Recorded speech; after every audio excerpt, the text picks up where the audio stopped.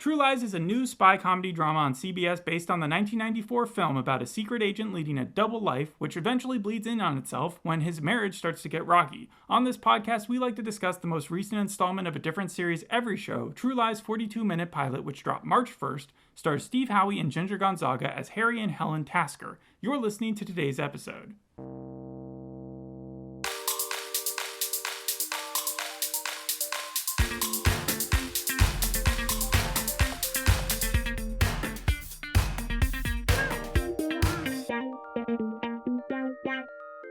When you think of nightmare sets to work on, like film sets, what comes to mind? The Crow. The Crow? Or that one that Alec Baldwin was in. Okay, you're talking about like things where people on the sets actually died. Yeah. That's fair. Do you know like any others? Because the one that always came to me was Jaws. I know the production went like way over budget. The animatronic shark didn't work. Like actors didn't like each other. Yeah. I think the scene where they're like singing about wanting to go home, and I think that like hit a lot more close to home than people realize. Sometimes when the actors don't like each other, though, it makes for great dramatic tension, and the directors actually like it. You joke, but that I'm actually... not joking. No, that actually worked in Jaws. That's the exact reason. It's not just why. that, but that Andrew Garfield movie from a while back. 99 Homes. Yeah, I heard that was... The two main stars there were really tense and hated each other a little bit. The reason I bring up nightmare sets is because True Lies, I think, almost like comes in close second, I feel like, when it comes to just like terrible sets to work on. You had some pretty dark stuff that happened, but also people got injured. Eliza Dushku at the age of 12 dealt with like broken bones. Oh. You had Arnold Schwarzenegger. Yeah, the last scene, probably. Arnold Schwarzenegger, he almost died. A stuntman literally like grabbed onto his arm right before he fell into like a 90-foot void. Just crazy stuff that I never thought actually happened. I saw it for the first time yesterday. It's almost 3 hours, right? It's a 3-hour movie, and it is insane. Like, just watching it in 2023, I was like, how did they manage to pull some of this stuff off? And usually in when 94. Usually when they make a TV show based off a film, it's a film that everyone likes. But it seems like with True Lies, it's mixed. Because it came out in 1994, as you were describing. It has like a 70% on Rotten Tomatoes. It ended up on people's like best of years lists and worst of years lists. But you know James Cameron. James Cameron likes to push the dial. He likes to make his things cutting edge, from Titanic to Avatar. I'm assuming he was like, Michael Bay, we're going to make this the biggest action movie of all time. The movie took like 7 months to shoot. I know that Bill Paxton, I think he might be in this movie. In between the time, it took so long to shoot that Bill Paxton went on to make a different movie, finished that movie, came back to doing this. Like that, it was that crazy. There was restrictions, just everything you can think of. But what did you think of the movie overall? Overall, you're looking at Schwarzenegger in his prime. You're looking at him post Terminator 2. You're looking at him around the Predator, and like it was that 80s to 90s period where it's like everything he was in was going to be a box office hit. So I am surprised that I am surprised that he wasn't like that. This movie isn't considered to be one of his best. They were thinking about making a sequel at one point, and then just plans fell through because it was like 9/11 and the script was like oddly similar, and then like they just decided to, I think, cancel it completely in 2002. Yeah, that would have been like 10 years later too. He would have been kind of old for it with the amount of action that he had to do. I'm surprised that Eliza Dushku was injured. She only really makes a big role as his daughter in like the ending like 30 minutes of it, but what she has to do in that 30 minutes is pretty incredible. If like it was that strenuous and crazy. This pilot is like a PG version of the movie, super abbreviated. The movies are, this again is like really toned down, and it's not as fun because of that. But does it need to be in order to be a successful television show? That's what we're here to talk about. Well, I would think so. I mean, it's on CBS, and I feel like automatically that comes with its own kind of bias. Well, there's a lot of similarities and differences, and let's just go through a few of them. So Harry, the main character, he's still a computer salesman. And this is, in 1994, it made a little bit more sense because those were the big blocky machines, and not everybody had one. But nowadays, you'd think that everybody would be able to purchase them online. Nope. This is a fictional company called Telonic Solutions. But underneath their business, they have this huge campus of like secret agents, right? Yeah.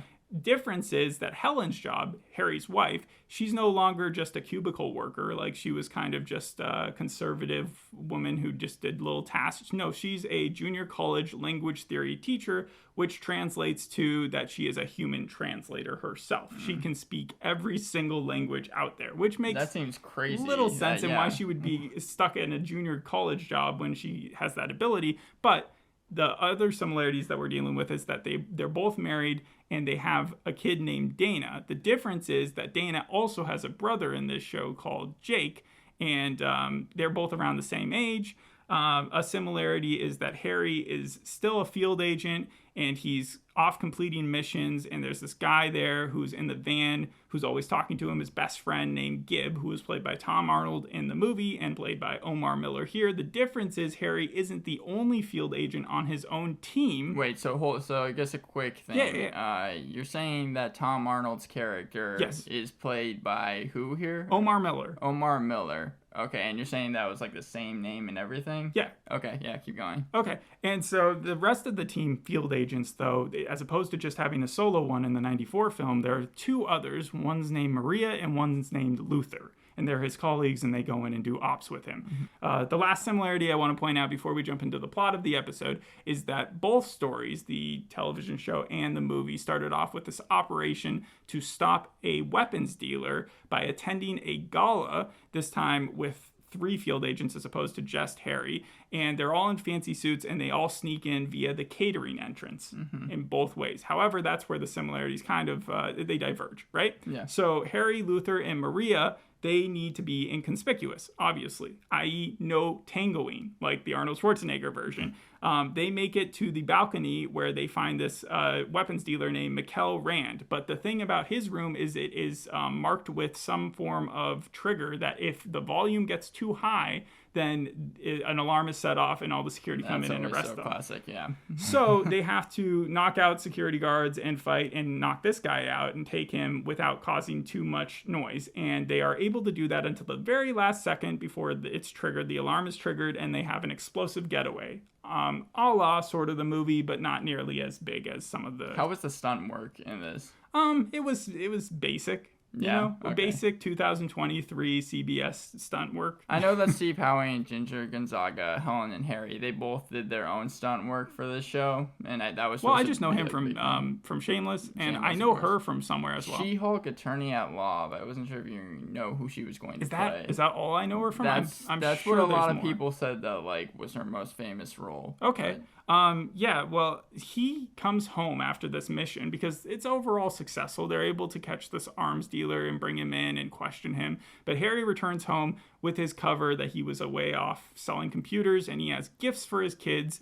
And behind his back, his kids and his wife express frustration at the gifts, and also the fact that, which the gifts are pretty lame. It's like a snow globe and a travel book, and apparently he's done that multiple times. Yeah. And Helen's just frustrated with her life.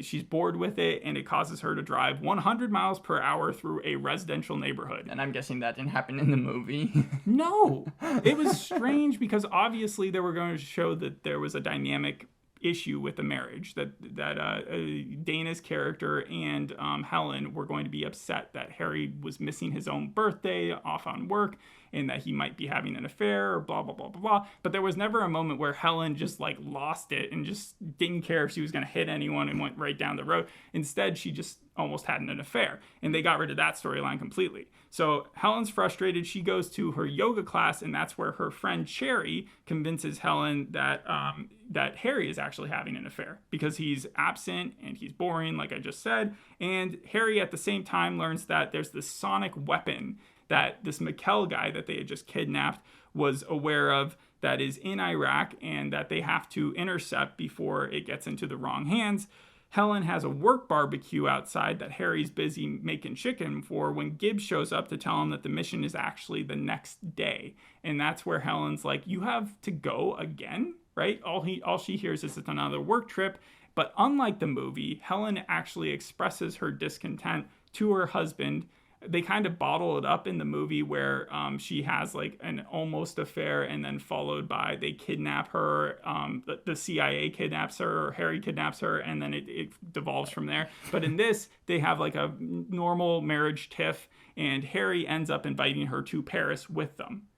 Because he knows it's an op, but he's like, well, this is a perfect time to fix my marriage. And because he has so much clout where he works at Omega, because that's the official name of their secret agency business, he's able to swing it. And so they all go off to Paris together, Gib, Harry, and Helen, and then also Maria and and Luther. But Helen just hangs out in the Paris hotel. She's having bathtub time. She's doing flips in her underwear. She's prancing around in her underwear. It's kind of strange. At the same time, Harry is completing his mission. They're intercepting this weird Sonic thing, and then he's taking her out to dinner, right? Yeah. It's called Operation Paris Snatch, and that's where the team went in and was able to intercept the courier to get that. But Gib is obviously a little pissed off that Helen's even there. And that night at dinner, when Helen and Harry are kind of once again discussing their troubled marriage, and Helen is saying, "You are just so boring." that's her thing. She continually basically reiterates that, and Harry's like, we gotta go. There's a guy with a gun over there, and then Harry just goes off into secret agent mode and starts killing and knocking out a bunch of random assassins who are after them. But the diner gets trashed and they get captured. It reminds me of the at least the way you were describing it, kind of like a Chuck scene, or like the Chuck season 2 finale, where like the whole entire wedding ceremony just gets trashed as well. Do you remember the recruit? Yeah. Yeah, it's like if his roommates didn't know that he was a secret agent.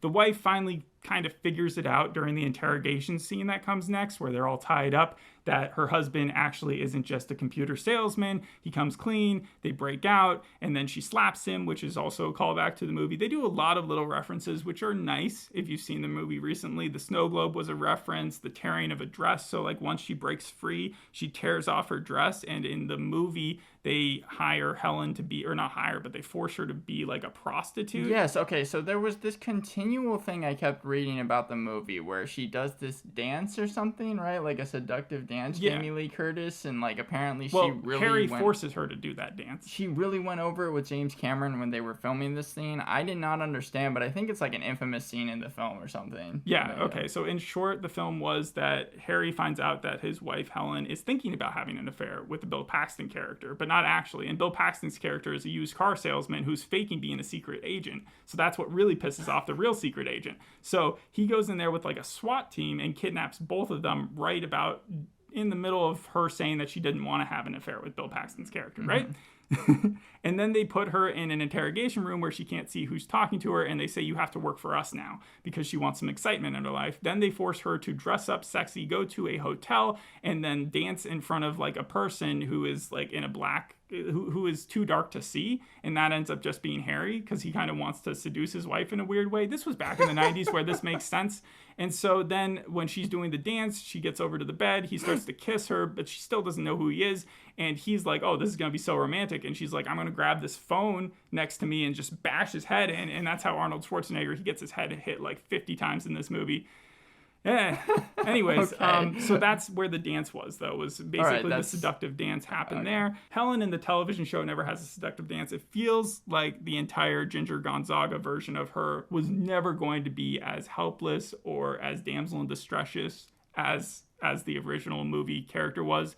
Definitely the most changes, because she's more mad than scared or shocked when she finds out about Harry. She's just like, what the hell? Why didn't you tell me? Stuff like that. And by the end, okay, well, I'm skipping ahead a little bit. They break out of their trap, right? And at the same time, Harry's team is following him there because he's hit an alarm on his watch.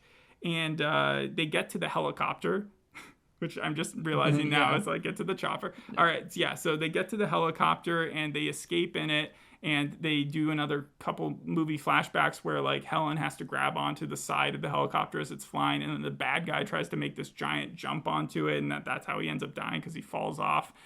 And then they come back home to get debriefed. So they get away and everybody's fine. But the wife, then Helen, she has to join Omega. And so she's going to wait. So she's going to basically yes, they're help them recruiting now. her. Yeah, not only do they debrief her, but they recruit her. They promote her to a better teaching gig where she can have more time off, and she's going to undergo training to be better at counter surveillance, weapons, self-defense, evasive training, data security, and threat detection. I wrote those down. And then the last scene is them just coming home to their kids, who are none the wiser.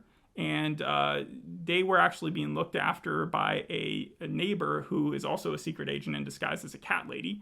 Yeah, that sounds pretty fun. I mean, it just seems like it's a cross between The Americans and I'm trying to think of like a comedy Spy Kids. Spy Kids. Because by the end, both parents are spies and the kids are unaware. So it's Spy Kids. That's all this is. Just telling you. Okay, but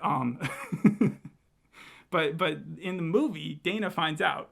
Like, by the end, obviously, because she's being held captive by the terrorists. And so it's weird. I wonder how long the kids are going to actually be in the dark. Because the kids are actually kind of in the show a lot. I think they made them two for that reason, so that it wouldn't just be on the weight of one person to hold it up. It wouldn't be a Homeland scenario where you're looking at season 2 and you're like, oh, she has to hold the weight for everybody. Only a few people understand what I just said. Yeah, but overall, the show wasn't that bad. It's kind of like a 6 out of 10 for me.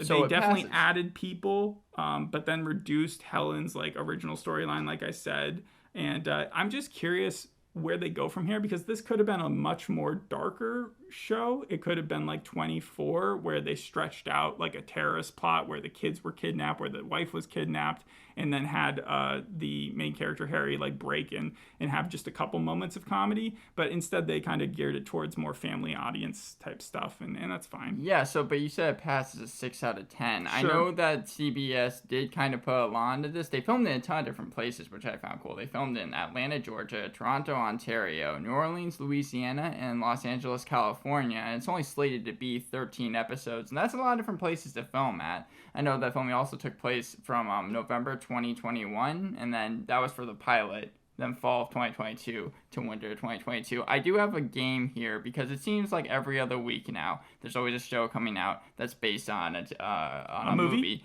Yeah, and I want to see if you can guess which one is the lie. Thank you, IndieWire article, because they just came out with a ton of movies that are being like adapted into TV shows. And again, I want to see if you can guess which one is the lie. There's 4 scenarios here. Okay. So one is Ted. Seth MacFarlane is coming back to voice his character Ted, along with writing, directing, co-show, running this show. It's going to be on Peacock. It's a prequel set in 1993 when John is 16.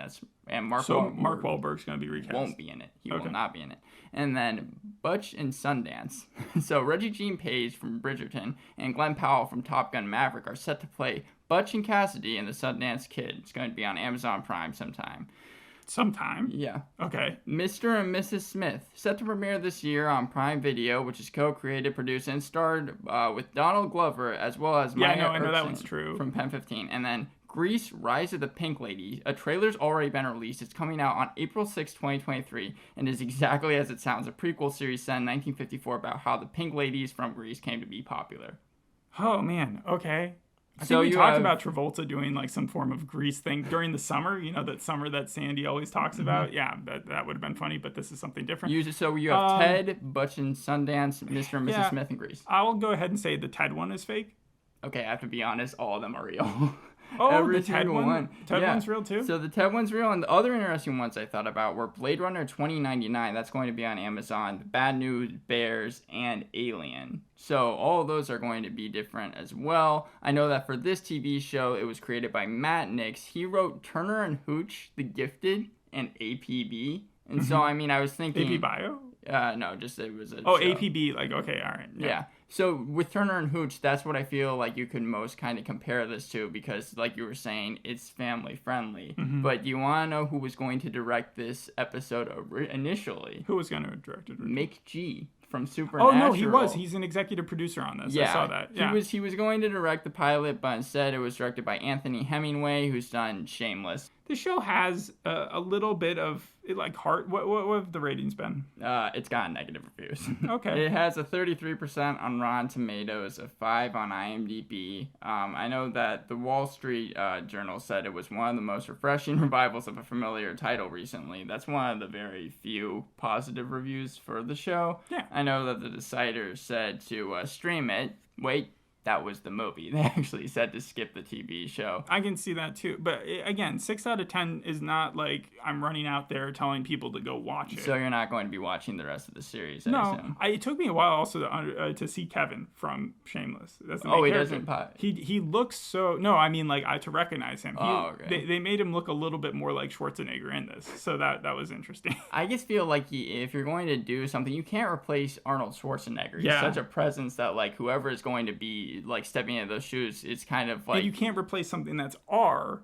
with something that's PG. Yeah, exactly. That's the bigger like shift. It's like you can't make the same jokes. You can't be as edgy. And although there are flaws, like we've talked about in the original movie, there was enough really funny, good stuff that just didn't get moved over, and maybe has the opportunity to later, but I don't necessarily see that happening. I know one. There's like a horse scene that is hilarious in the movie. Horse, the horse scene was the scene that Arnold Schwarzenegger almost died on. I know, but it is so funny. It's almost worth. I'm kidding. It's obviously not worth it, but like it's people should go back and just watch that scene. I know that Steve Howey did also break his finger during a fight scene, and he was completely ready to go through glass for like one of the takes. Oh, yeah, the glass. So there are so many scenes where people break through glass and then they jump on that glass, or they step on the glass or they grab the glass with their hands and they don't get cut up, right? Yeah. That happened in the television show too. They jumped through the window and they also got off glass, and I was like, well, at least they kept it. It's funny you say that because Steve Howey said, he was completely ready to do it, and then he found out it was real glass, and then even when the stunt people like broke through the glass, they got up and they were bloody. Yeah, even stunt glass, like you'll get bloody on it, but you're saying they used real glass? They used real glass. Sense. Yeah, that's what they said. Anyway, sugar glass usually. Yeah, well, he said sugar glass because of like the way it was made. It was just going to fall apart, so that's why they use real glass. Anyways, the original film was based off of La Totale, a French spy comedy film that came out in like 1991. So James Cameron didn't just have that idea on his own? No, this was like actually based off of a different film. Well, I learned something every day. Thanks for listening. We'll see you on the next episode. I hope you enjoyed this one. Bye. Bye.